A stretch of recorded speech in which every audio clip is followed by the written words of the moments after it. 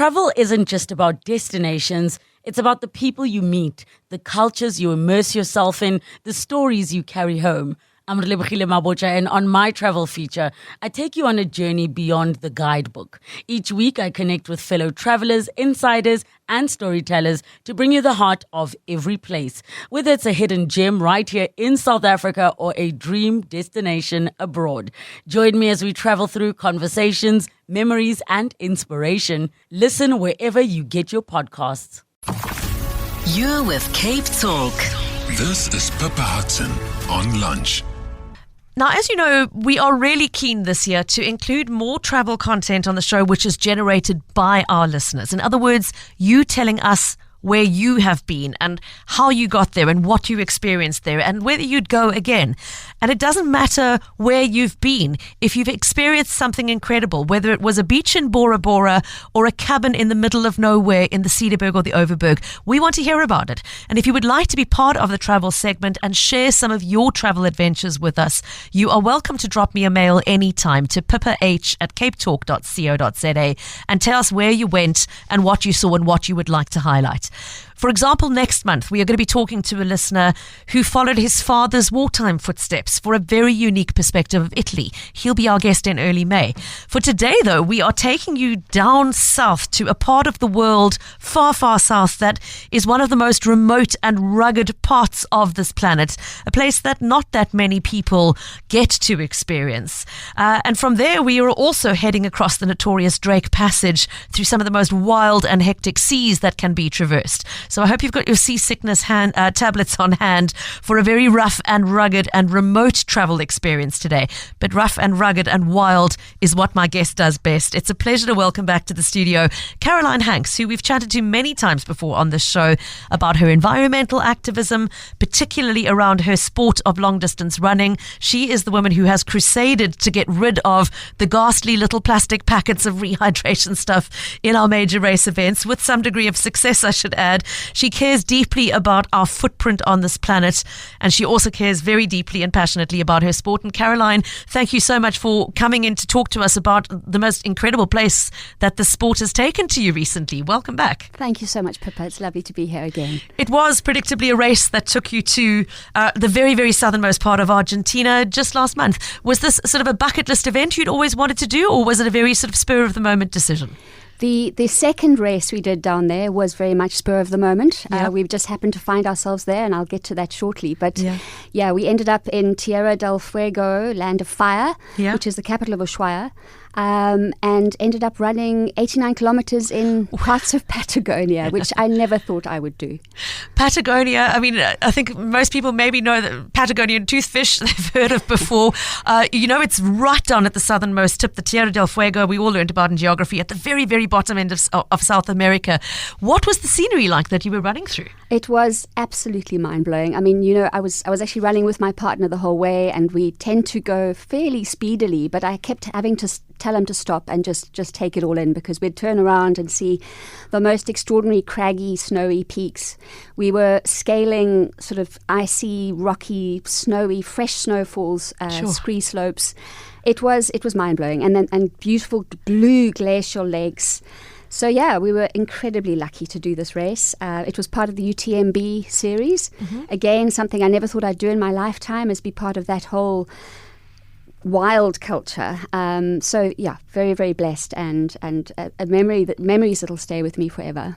I'm sitting here just imagining what a beating your shoes must have taken, Karoline, because running through what you've described, some under snow, some on scree. I know you mentioned in your email correspondence with me sort of boggy areas that were almost peaty underfoot. It must be, obviously, it goes without saying, 89 kilometers in up and down in that kind of varied sort of conditions is going to be hard on the body. But what sort of shoes do you wear for that? I'm a shameless fan of Hoka's, but they did take a hell of a beating. I think that was probably the last race I'll be doing in them. Okay. Shame. And I lost my shoes twice in this very, very thick mud, which was about 80% of the race. We were literally wading through muddy, sphagnum moss as well. It threw everything at us, but it was breathtaking. Just extraordinary. extraordinary. And crossing the line 14 and a half hours later, the 8th woman overall, first woman in your age category. Congratulations. I mean, when you get to the end of an event like that, I'm sure it's exhaustion physically and mentally after what you've just put yourself through.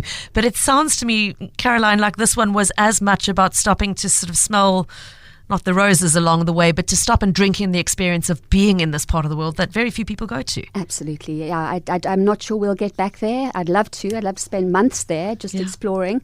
But yeah, we definitely stopped and took photographs, which is not normal for the two of us. When you're racing, we'll just quick, just pose for a new landscape or portrait here. Okay. I mean, so obviously it sounds like a place that anybody who wants wilderness and who loves hiking and walking and mountaineering is going to love.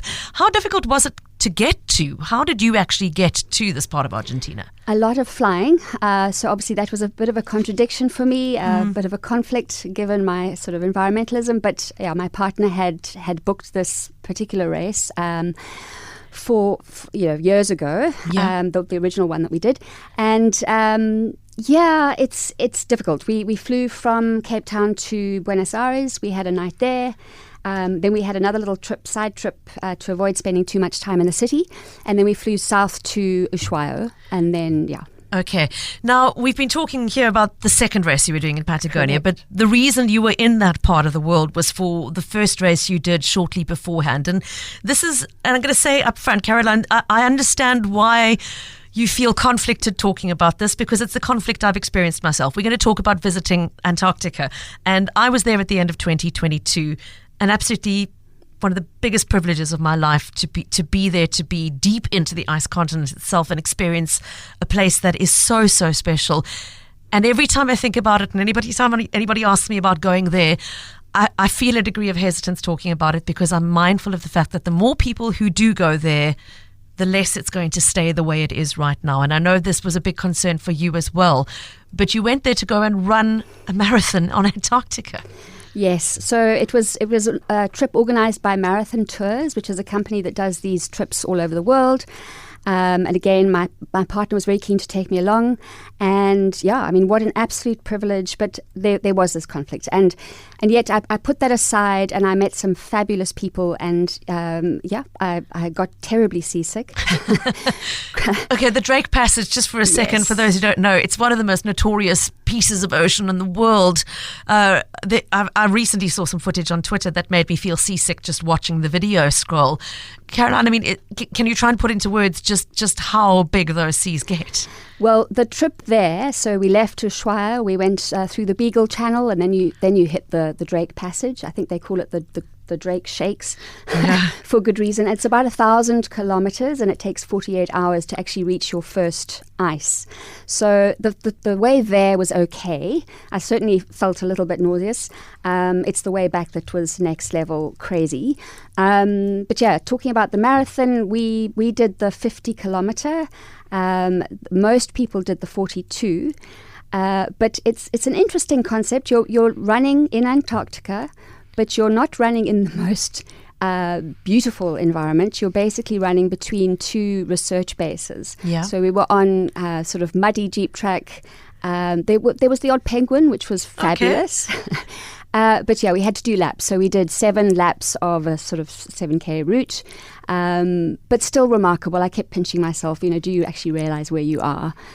So it was a great achievement, and very, very chuffed I did it. Unfortunately, either side of this marathon was going to be lots of trips to the mainland to see penguins, to experience the wildlife, to experience the icebergs. But sadly, because of weather, we had to cut it short. Oh. So, yeah.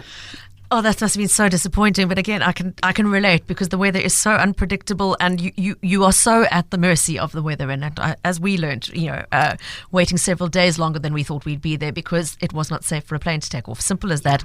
You live by what the weather is doing in that part of the world. And you am I right in thinking you were on the Antarctic Peninsula, which is, for those who are trying to picture it on the map, from the southern tip of Argentina, the shortest trip possible to get to any portion of Antarctica will take you to the sort of peninsula that sticks out on that edge closest to South America. It's still a good long way from there to the main ice mass. Absolutely. But I mean, a part of the world, and let's talk about this, Karoline, it's part of the world that still very few people have experienced, but which an increasing number of people are trying to experience and being allowed to experience. The cruise ship tourism numbers are growing exponentially, and there's a lot of concern, I know, among environmentalists about what that is going to mean for this part of the world. Absolutely, and that was obviously sitting with me the whole time. But yeah, we ran on King George Island, which is already, inhabited, obviously, by these various research bases. Okay. And we were restricted. There were only 100 of us allowed at one time. And we were very much dictated by the IAATO, the International Association of Antarctic Tour Operators. And our particular icebreaker that we were on and the tour group were very mindful of our footprint the whole time. And I was very impressed with that. So we actually, on this trip, managed to raise just under R1 million with an auction that was held for an NGO that is very involved with climate science and monitoring the ocean birds, called Oceanites. So that helped my mind a lot. Yeah. And the ship also only had 200 people on it. They told us up front all the things that they do on the environmental front. So higher refined fuels, bulk toiletries, they don't have 0 single-use plastics, which obviously made me terribly happy. And then the actual marathon itself, there were no aid stations. We had to be totally self-contained. Sure. They put tarpaulins down. They were very conscious of things like avian bird flu. Our boots had to be scrubbed and treated before we went on and back on board. So all those things, were amazing. And I'm just hoping that other cruises that go have the same approach, but I suspect they do. It's just the volumes, and I think too many people is not ideal. And it's too many people crammed into a very small window of opportunity is the other thing that aggravates the situation, because the window to get there is so small and short. Yeah. It's really from sort of, late October to early Feb, stretching the boundaries, that it's, you've got to assess the numbers in terms of that it's happening in not even a 3-month period, not over the whole year.